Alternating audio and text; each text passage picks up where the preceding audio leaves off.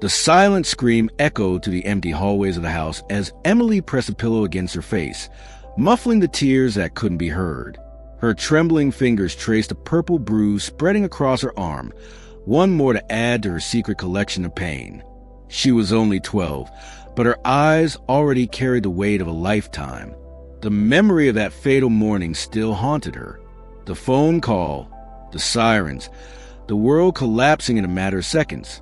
"Your father was in an accident," they said. The words still cut like knives whenever she allowed herself to remember. James, her father, had been her safe haven. The man who turned nightmares into adventure stories and fears into courage. Now, all that was left was the emptiness of his absence and the suffocating presence of Sarah, her mother. Sarah, who once hid her true nature behind fake smiles and rehearsed gestures, now let her real face emerge in the shadows of grief. The first slap came 2 weeks after the funeral. "You look too much like him," she spat, the words dripping with venom. And so began the transformation of their home into a prison of fear and silence. Emily learned the language of survival. How to cover bruises with the little makeup she found in the bathroom. How to smile at teachers while her body screamed in pain. How to swallow her cries when Sarah's fingers tightened in her hair. Each day was a new lesson in disappearing, in becoming invisible in her own home. But fate, in its mysterious dance, decided to intervene. One ordinary afternoon, as the shadows stretched across the walls, the doorbell rang. Standing in the doorway, like a long-forgotten apparition, was Margaret, her paternal grandmother. The elderly woman's eyes, so much like James's, immediately saw what Emily had been trying so desperately to hide. "Oh my God," Margaret whispered, her wrinkled hands gently touching Emily's face, where a fresh bruise struggled to hide beneath a thin layer of makeup. At that moment, something fierce awakened in her gaze, a determination Emily had only ever seen before in her father's eyes. What Emily didn't know, as she allowed herself to be embraced by her grandmother's protective arms, was that this meeting was only the beginning. Margaret had been kept away for years, held at a distance by Sarah's lies and manipulations. But now, faced with undeniable evidence of abuse, she wouldn't make the same mistake of staying silent. The legal battle began quietly. Like a storm forming on the horizon, Margaret mobilized lawyers, gathered evidence, and prepared to fight for her granddaughter's custody with everything she had. Meanwhile, Emily continued her daily dance of survival, unaware that her salvation was being woven in the corridors of justice. But the universe had one last revelation in store, one that would change everything. On the eve of the decisive hearing, while Sarah slept, Emily found her mother's phone left unattended on the kitchen table. A notification flashed on the screen, and her heart stopped at the name, Tom, her father's best friend. The same man who had cried louder than anyone at the funeral. The same one who had sworn to always be there for family. With trembling fingers and a pounding heart, Emily unlocked the device. She knew the password. It was Sarah's birthday. What she found in the old messages made her world spin. Discussions about medication dosages, meticulous planning, conversations about making it look like an accident. Her father's death had not been a tragic twist of fate. It had been a coldly calculated murder. Dawn brought a new reality for Emily. The messages she had uncovered the night before weighed on her chest like stones. Each word a confirmation of the nightmare her life had become. Sitting on her bed, hugging her knees to her chest, she recalled her last moments with her father, now tinged with a cruel understanding. James had always been more than just a father.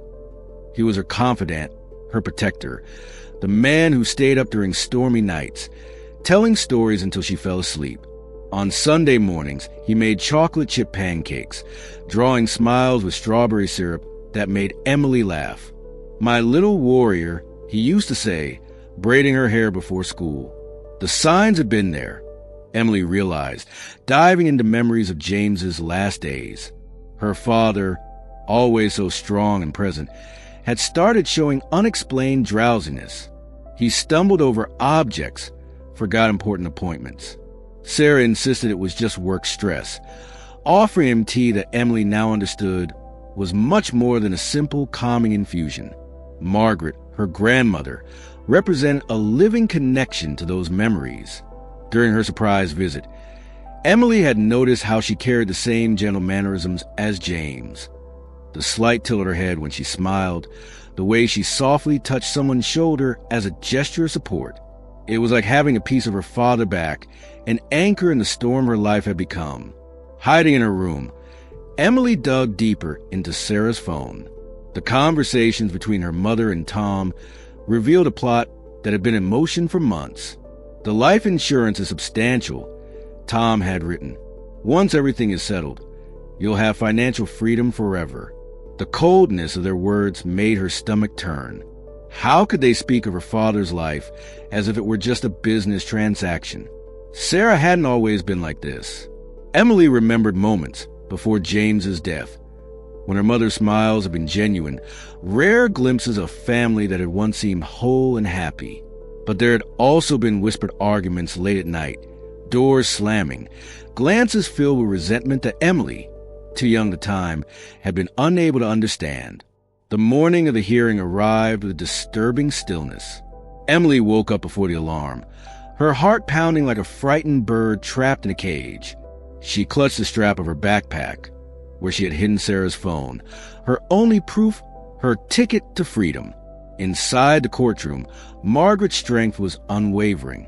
Her grandmother sat beside her, radiating a quiet determination, dressed in simple yet elegant beige, her silver hair neatly pulled back into a bun that reminded Emily of old family photos. But fate wasn't done testing her. Tom walked into the courtroom with measured steps, his eyes locking onto Sarah's in silent understanding. Emily's breath hitched. The best friend of her father, the man who had carried the casket, who had sworn to protect them, was not an outsider in this. He was the architect. Her fingers trembled as she unzipped her backpack, reaching for the phone. Her heart stopped. The messages, every single one, were gone. Sarah leaned in, her voice a whisper of ice against Emily's ear. Did you really think I would notice? The world tilted. Margaret, sensing something was wrong, pulled her close. And then, like a bolt of lightning through the darkness, Emily remembered the diary her father had kept, filled with every suspicion, every symptom, every clue, the one she had hidden in a shoebox in her room. With newfound resolve, Emily whispered to her grandmother, "We need an adjournment. I have something at home, something my dad left behind, something they never found." And so began the final fight for the truth. Margaret's eyes lit up with understanding. Within minutes, she was standing before the judge, her posture poised and voice firm, requesting a brief postponement due to health concerns. Emily watched in awe as her grandmother, with all the dignity and experience of a lifetime, secured the precious hours they needed. Sarah and Tom left the courtroom with triumphant smiles, certain they had erased any evidence that could incriminate them. But they didn't know that, at that very moment, James's true voice was waiting to be heard. His final words reserved in ink and paper, ready to bring justice beyond the grave. The drive home had never felt so long. In the back seat of Margaret's car, Emily kept her hands clasped in her lap, her fingers pressing together so tightly that her knuckles turned white. The afternoon sun streamed through the car windows, creating dancing patterns that reminded her of the moments when her father played shadow puppets on her bedroom wall. "We have to be quick," Margaret said softly, meeting Emily's gaze in the rear-view mirror. "Sarah won't take long to figure out what we're doing." Her voice carried the same gentle firmness that Emily remembered in her father, that unique blend of strength and kindness that made her heart ache with longing. When they arrived, the house was silent, the kind of silence Emily knew all too well. It was the kind that preceded Sarah's worst storms. Climbing the stairs with careful steps, each floorboard creaking beneath their feet, like a warning, Emily led her grandmother to her room. The space, once a refuge of colors and childhood dreams, now felt marked by the shadow of the fear Sarah had planted in every corner. Margaret stood at the door, keeping watch, while Emily knelt before her closet. Her hands trembled as she pushed aside boxes and forgotten toys, searching for specific shoebox where she had hidden her most precious treasures. Her heart nearly stopped when her fingers brushed against a familiar cardboard. But fate had other plans. The sound of a car pulling into the driveway made both of them freeze. From her bedroom window, Emily saw Tom's car pulling up beside Sarah's. She had just arrived. A chilling realization swept over her. They had anticipated her move. "Hurry, sweetheart," Margaret whispered, her voice urgent but steady. "Take only what we need." With shaking fingers, Emily opened the box. The diary was there, its faded brown cover holding the last words of her father. Beside it, the sealed letter addressed to his lawyer remained untouched. As her fingers brushed against the envelope, a sudden memory struck her. Her father, sitting at his desk late at night, writing with an intensity that now made sense. He had known. Somehow, he had sensed he was in danger. The sound of the front door opening downstairs made Emily move faster. She stuffed the diary and the letter into Margaret's bag, along with the only photograph she had managed to save of her father, an image frozen in time at an amusement park, both of them smiling at the camera, chocolate ice cream melting in their hands. Everything else, the drawings, the notes, the small keepsakes, had to be left behind, each one a tiny wound in her heart. "Emily?" Sarah's voice echoed up the stairs, syrupy sweet, but laced with hidden malice. "Sweetheart, are you home?" Margaret gripped Emily's hand firmly, passing her silent courage. There was a second staircase, one used by the old housekeeper, leading to the back of the house. It was narrow and dark, but it was their only chance to escape. "This way," Emily whispered, guiding her grandmother down the back hallway. Every step was a silent prayer, every breath a plea for protection. The sound of Sarah's heels clicking on the wooden floor below was like a countdown ticking away. They reached the backyard just as they heard Tom's voice from upstairs. "Her room is empty, Sarah." The anger in his voice made Emily clutch Margaret's hand even tighter. They ran through the side garden, past the rose bushes James had planted, which still bloomed, silent witnesses to a happier time. Margaret's car was only a few meters away, but the distance felt impossible to cross. "Emily!" Sarah's scream cut to the air like thunder, but they were already inside the car. Margaret turned the key in the ignition with a calmness that only years of life could provide. As they drove away, Emily watched through the rearview mirror as her mother and Tom stood in the front doorway, their figures shrinking until they became nothing more than shadows in her memory. In the passenger seat, Emily clutched the bag holding her father's diary against her chest. Inside those pages was not just the truth about his death, but the key to her freedom. The tears streaming down her face were no longer just a fear. There was also relief, hope, and a fierce determination to seek justice. The air inside Michael Bennett's law office was thick with quiet authority. The towering bookshelves and dark were absorbing the golden light of the late afternoon. Emily sat beside Margaret, gripping her father's diary with small but determined hands. Across from them, Michael, a man with graying hair and kind eyes, studied the object before him with solemn reverence. He had been James's friend for decades, the kind of friendship that went beyond business, built on trust and loyalty. "Are you sure you want to be here while I read this, Emily?" Margaret asked softly, her hand finding Emily's. "Some truths may be painful." Emily nodded, squeezing her grandmother's fingers. "I need to know everything, Grandma, for him." Michael carefully opened the diary, treating it not just as paper and ink, but as a last connection to a lost friend. The first pages were routine, meetings, projects, small notes about Emily's growth. But then, about 3 months before the accident, the tone shifted drastically. "Something is wrong," Michael read aloud, a professional voice faltering slightly. "The dizziness is getting worse. Sarah insists it's just stress, but I found empty pill bottles in the bathroom trash. When I ask, she avoids answering. Tom is always around now, offering help that doesn't feel right." Emily's heart clenched. Her father's words took on a chilling new meaning. Every observation, every worry, had been a warning sign he hadn't been able to escape. Margaret's grip on her hand tightened. "I discovered something disturbing today," Michael continued, turning another page. "Sarah tried to access my bank account. The bank alerted me to suspicious attempts to change my investments. Tom was with her at the bank. According to the manager, I confronted her, but she cried and said she was only worried about our future. I don't recognize the woman I'm married anymore." Michael hesitated as his eyes scanned the next passage several times before speaking. "My God," he murmured. "What is it?" Margaret asked, her voice unsteady. "Sarah's not who we thought she was." Michael read, "I found old documents. She had another identity. Another husband. He also died under suspicious circumstances, but the case was dismissed due to lack of evidence. Tom was there too, under a different name. They've known each other for years. They've been planning this for years."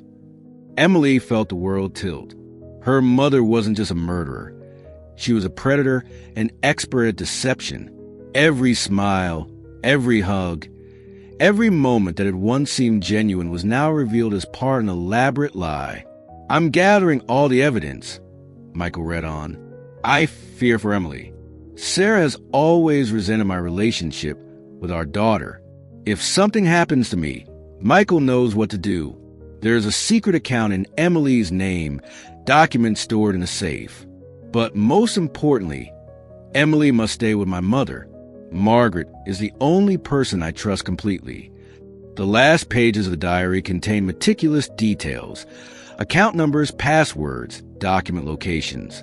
James had built a safety net for his daughter, foreseeing his own demise. The attached letter was even more damning, a formal statement detailing his suspicions, including photos and records proving Sarah's true identity. "There's more," Michael said, his voice now firm. "James came to me a week before the accident.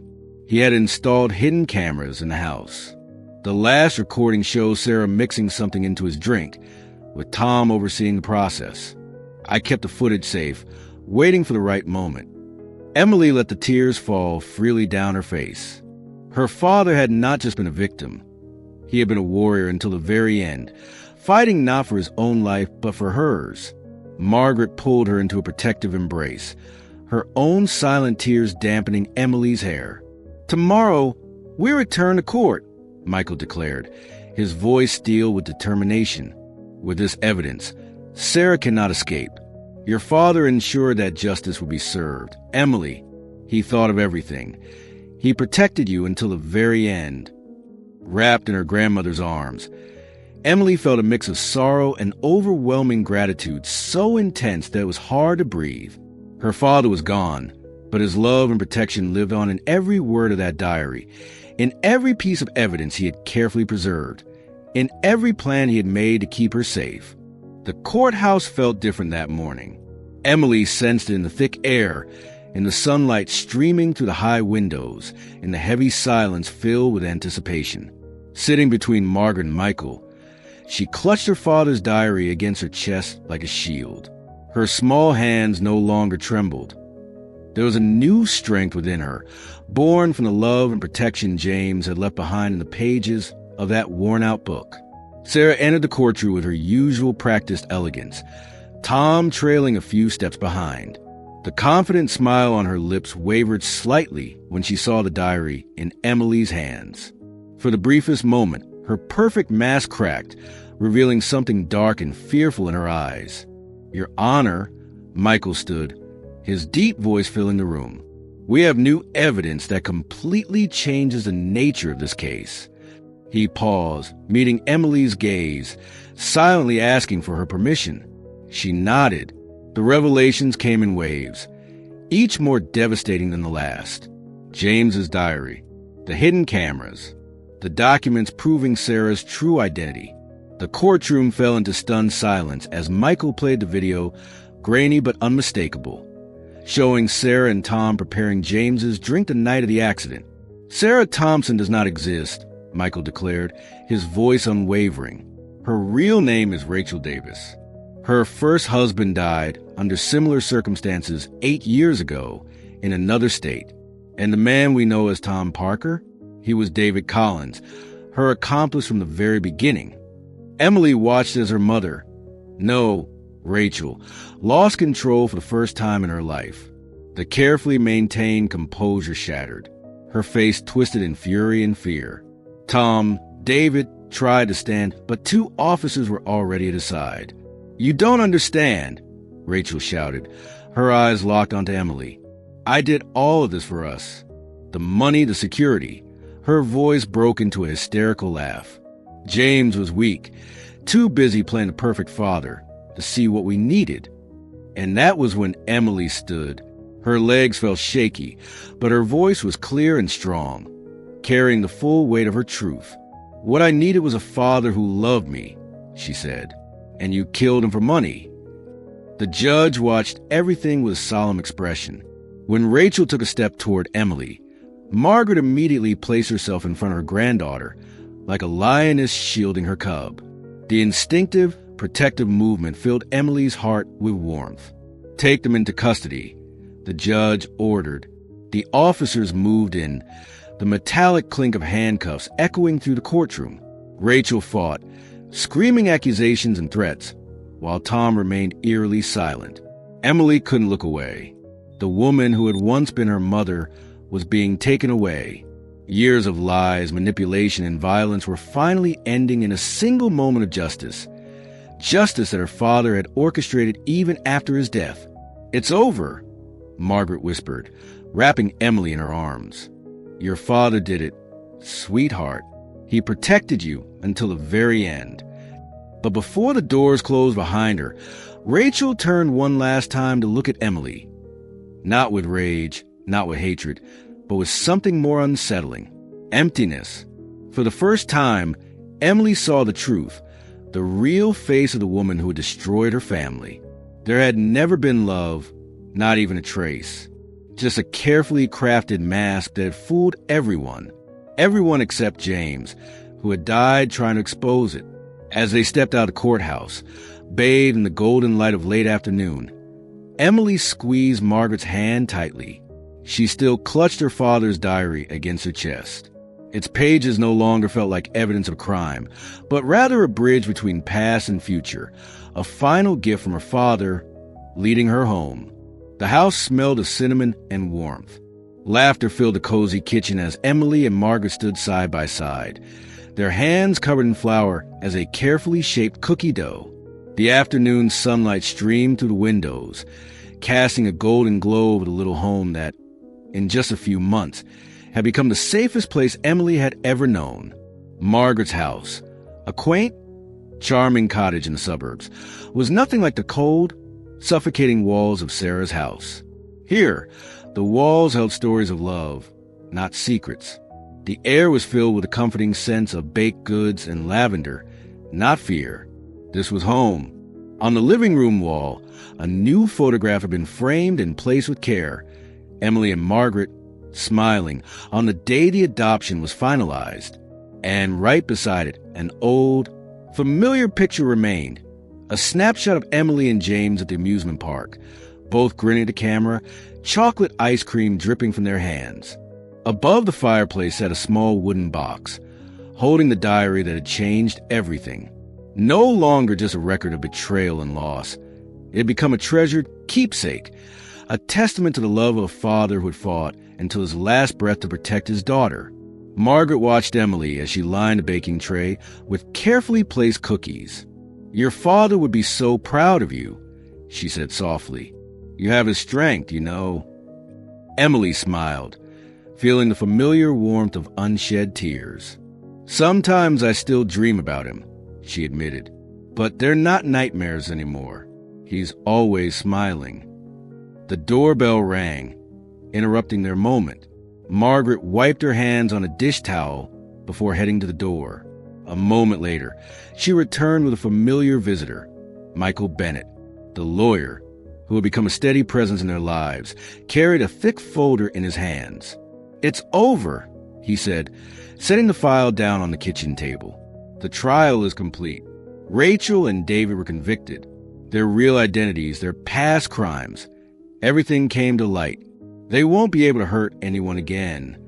Emily let out a breath she hadn't realized she'd been holding. It was truly over. But Michael had one more surprise. "We found something in your father's records," he said, handing her an envelope. "A letter. He wrote it the day you were born."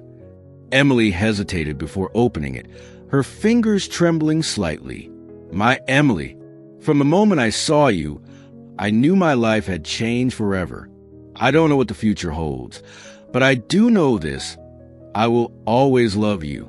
I will always protect you.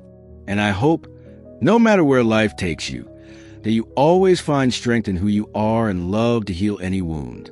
You are my greatest adventure. With all my love, Dad." Tears slid down Emily's cheeks as she clutched the letter to her chest. It felt as though, even beyond the grave, her father had reached out to her, leaving her with the one thing she feared she'd lost forever, his love.